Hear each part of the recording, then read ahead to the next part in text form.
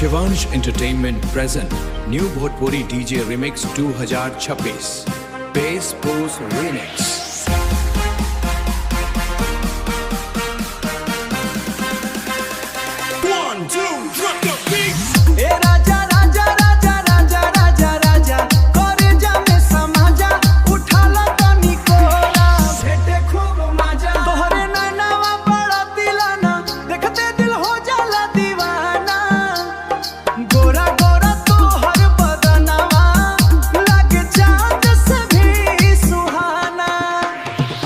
कमरिया जब तू लचकावेलू दिलवा में आग लगावेलू, डीजे पर जब तू नाचेलू पूरा महफिल हिला देलू। ए राजा राजा राजा राजा करे जा में समाजा, उठाला तनी कोरा भेटे खूब मजा। लाल लिपस्टिक जनमारेला तोहर अखिया जादू करेला, झूले तनी प्यार से सजना दिलवा तोहरा नीम पुकारेला।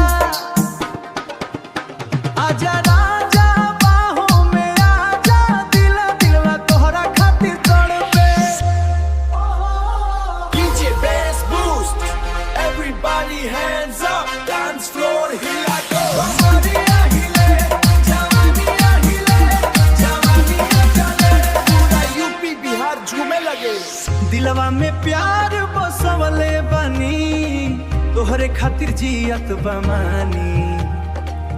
ए राजा अब दूर न जइहा, तोहरे अंधेरा डेरावेला, रात अंधेरा डेरावेला, दिलवा तोहरे के चाहेला।